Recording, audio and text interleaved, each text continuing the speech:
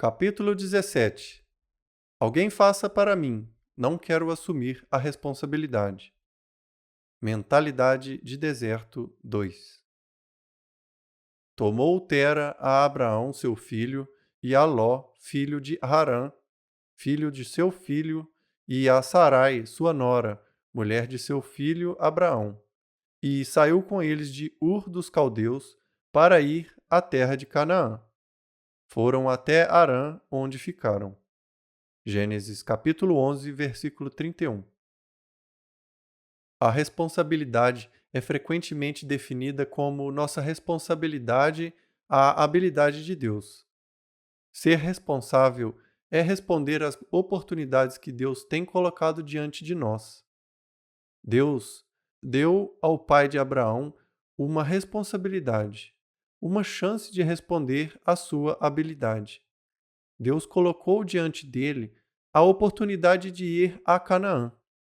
Mas, em vez de ir o caminho todo com o Senhor, ele escolheu parar e se estabelecer em Harã. É bastante fácil ficarmos entusiasmados quando Deus fala conosco e nos dá uma oportunidade para fazer alguma coisa. Mas, como Tera, muitas vezes jamais terminamos o que começamos, porque entramos e percebemos que há mais que arrepios e entusiasmo. A maioria dos novos empreendimentos é estimulante simplesmente porque são novos. O excitamento carregará uma pessoa por um pouco de tempo, mas ele não a levará a cruzar a linha de chegada. Muitos crentes fazem o que a Bíblia diz que Tera fez. Eles partem para um lugar e se estabelecem em algum outro ao longo do caminho. Eles ficam cansados ou exaustos. Eles gostariam de terminar seu trajeto, mas realmente não querem a responsabilidade que vem com isso. Se alguém o fizesse por eles, eles adorariam colher a glória, mas isso simplesmente não funciona assim. Subtítulo: Responsabilidade pessoal não pode ser delegada. No dia seguinte, disse Moisés ao povo: Vós cometestes grande pecado. Agora, porém, subirei ao Senhor e, porventura, farei propiciação pelo vosso pecado. Tornou Moisés ao Senhor e disse: Ora, o povo cometeu grande pecado, fazendo para si deuses de ouro. Agora, pois, perdoa-lhe o pecado, ou, se não, risca-me, peço-te, do livro que escreveste. Êxodo, capítulo 32, do verso 30 ao 32. Em minha leitura e estudo, notei que os israelitas não queriam assumir a responsabilidade por nada. Moisés fazia as orações deles, ele buscava a Deus por eles. Ele até mesmo se arrependeu por eles quando se envolveram em problemas. Entre parênteses, Êxodo 32, do 1 ao 14. Um bebê não tem nenhuma responsabilidade, mas à medida que a criança cresce, espera-se que assuma mais e mais responsabilidades.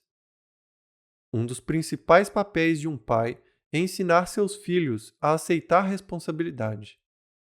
Deus deseja ensinar a mesma coisa aos seus filhos.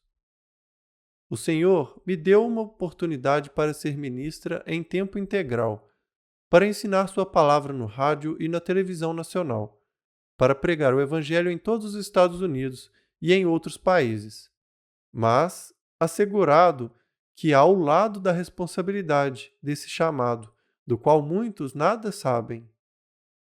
Muitas pessoas dizem que querem ser ministros porque pensam que isso é um evento espiritual contínuo.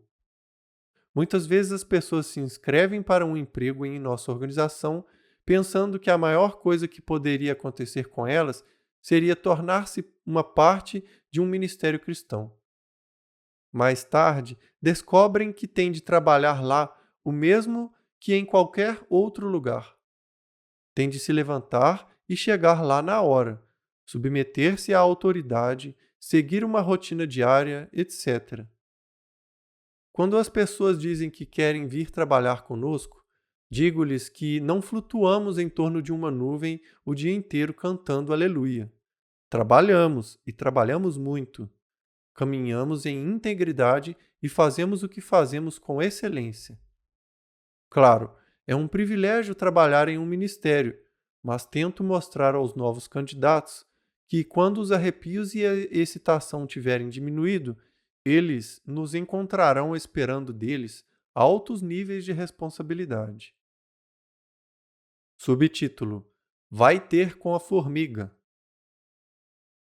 Vai ter com a formiga, ó preguiçoso, considera os seus caminhos e sê sábio.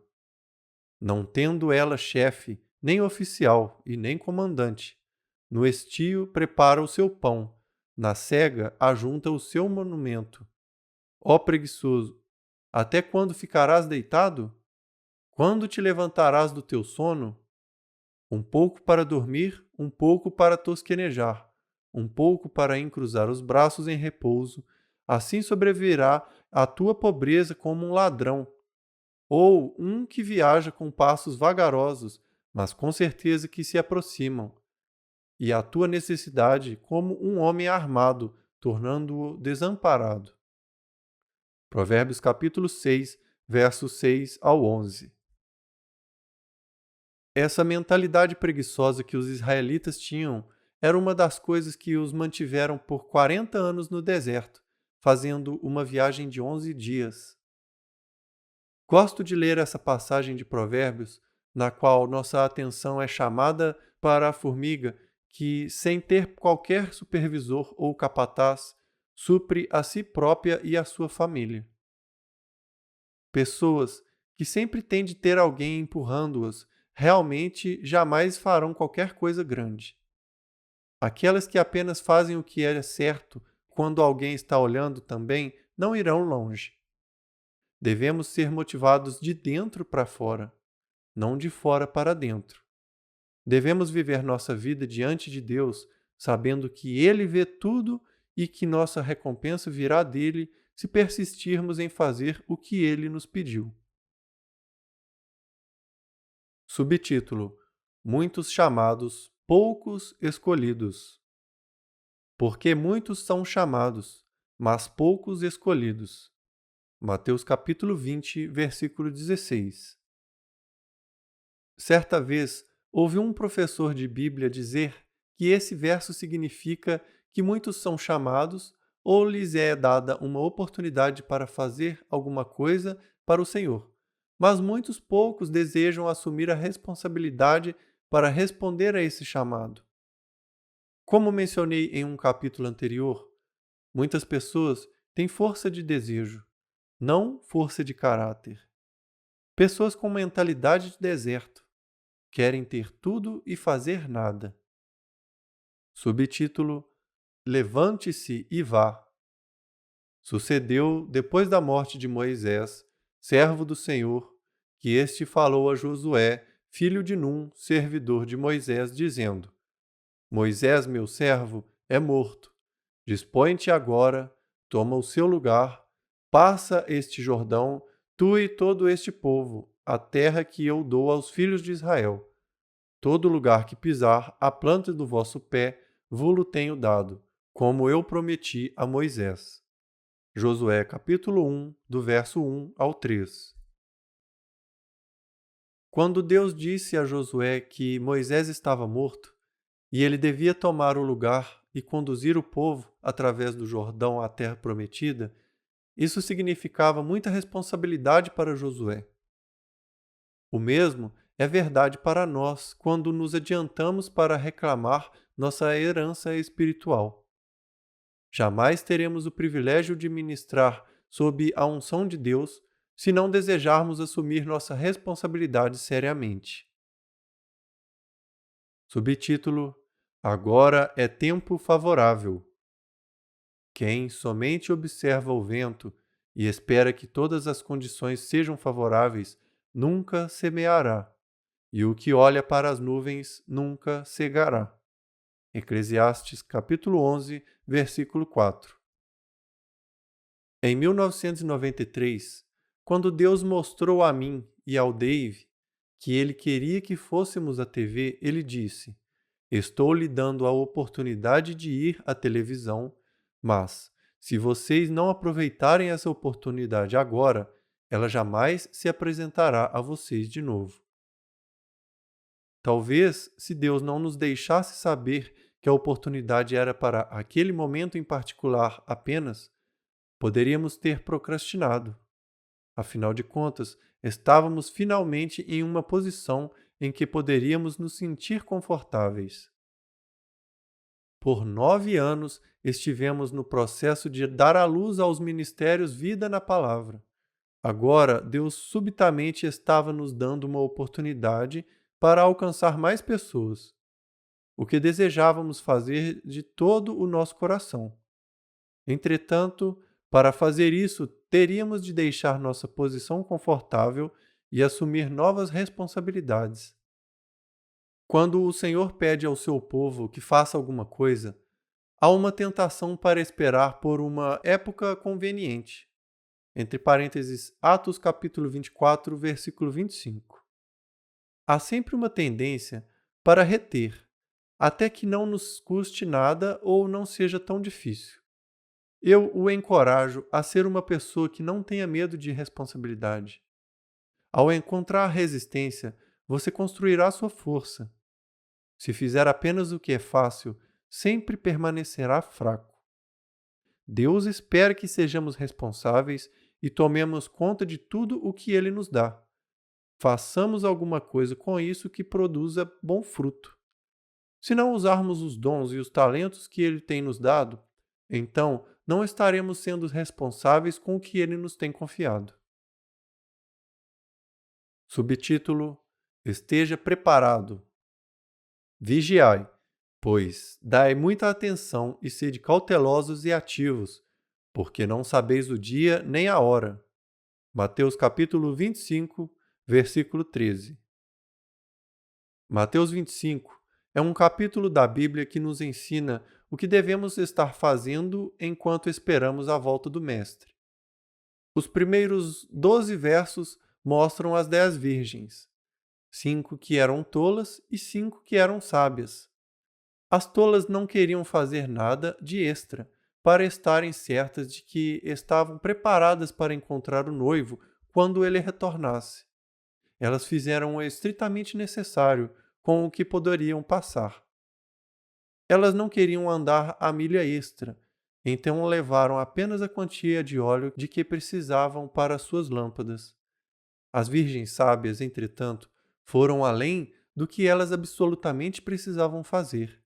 Elas levaram óleo extra para se assegurarem de que estavam preparadas para uma longa espera. Quando o noivo veio, as tolas descobriram que suas lâmpadas estavam se apagando.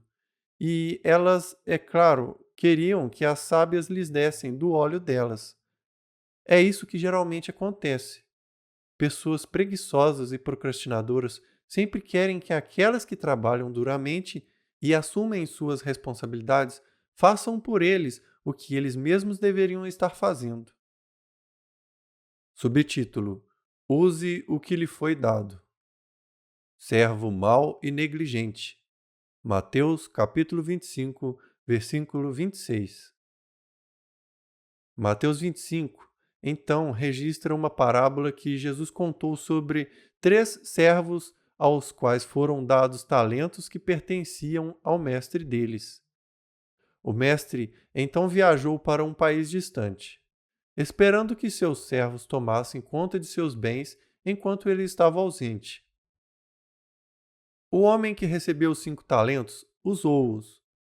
Ele os investiu e ganhou outros 5. O homem a quem foram dados 2 talentos fez o mesmo, mas o homem a quem foi dado 1 talento o enterrou no solo, porque estava muito amedrontado. Ele estava com medo de sair e fazer qualquer coisa. Ele teve medo da responsabilidade. Quando o mestre retornou, ele elogiou os 2 servos que haviam tomado os talentos que ele lhes havia dado e tinham feito alguma coisa com isso. Mas ao homem que enterrou seu talento e nada tinha feito com ele, o mestre lhe disse: servo mau e negligente. Então ordenou que seu único talento lhe fosse tirado e dado ao homem com os 10 talentos, e que o servo preguiçoso e negligente fosse severamente punido. Encorajo-o a responder à habilidade que Deus tem colocado em você, fazendo tudo o que você puder fazer com ela, para, quando o Mestre retomar você, possa não apenas dar-lhe o que ele lhe deu, mas outro tanto. A Bíblia claramente nos mostra que a vontade de Deus é que produzamos bons frutos. João capítulo 15, versículo 16. Subtítulo: Lançando o cuidado, não a responsabilidade. Humilhai-vos, portanto, sob a poderosa mão de Deus, para que ele, em tempo oportuno, vos exalte, lançando sobre ele toda a vossa ansiedade, porque ele tem cuidado de vós. 1 Pedro capítulo 5, versos 6 e 7. Não tenha medo da responsabilidade. Aprenda a lançar seu cuidado, mas não sua responsabilidade. Algumas pessoas aprendem a não se preocupar com coisa alguma, tornando-se especialistas em lançar seu cuidado. Elas se tornam tão confortáveis que também lançam suas responsabilidades. Ajuste sua mente para fazer o que está à sua frente e não fuja de nada, só porque parece desafiador. Lembre-se sempre de que, se Deus lhe dá tudo o que você pede, há uma responsabilidade que vem junto com a bênção. Se você tem uma casa ou um carro, Deus espera que você tome conta disso. Demônios da preguiça podem atacar a sua mente e os seus sentimentos, mas você tem a mente de Cristo. Você certamente pode reconhecer o engano do diabo e ir além dos seus sentimentos e fazer o que sabe que é certo. Pedir por alguma coisa é fácil. Ser responsável por ela é a parte que desenvolve o caráter. Recordo-me de uma época em que fiquei tentado a convencer meu marido a comprar uma casa perto de um lago, um lugar onde pudéssemos ir para descansar, orar e estudar. Um lugar para fugir de tudo. Disse-lhe como seria maravilhoso, como nossos filhos e netos poderiam usufruí-la, e mesmo como poderíamos levar nossa liderança para lá e ter encontros de negócios e tempos gloriosos juntos em oração. Tudo parecia muito bom, e era muito bom para o meu emocional, mas Dave ficava me dizendo tudo o que teríamos de fazer para cuidar dela.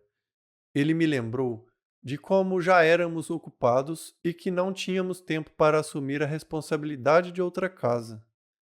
Ele me falou sobre o cuidado com a grama, a manutenção, os pagamentos, etc. Ele disse que seria melhor alugar um lugar quando precisássemos sair, e não assumir a responsabilidade de ter um. Eu estava olhando para o lado emocional do assunto e ele para o lado prático. Sempre que tomamos uma decisão, devemos olhar para ambos os lados. Não apenas o que será agradável, mas a responsabilidade que isso exigirá. Um lar junto a um lago é perfeitamente bom para aqueles que têm tempo para colocar nele, mas nós realmente não tínhamos. Bem no íntimo eu sabia disso, mas de vez em quando, durante um ano, tentei convencer Dave a comprar um. Estou feliz porque ele se manteve firme. Se ele não tivesse, tenho certeza de que teríamos comprado a casa, a manteríamos por algum tempo e provavelmente acabaríamos por vendê-la, porque dava muito trabalho.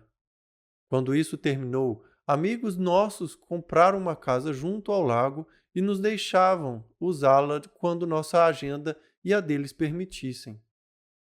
Se você for sábio, descobrirá Deus satisfazendo suas necessidades. Qualquer um, andando na mente de Cristo, caminhará em sabedoria, não em emoções.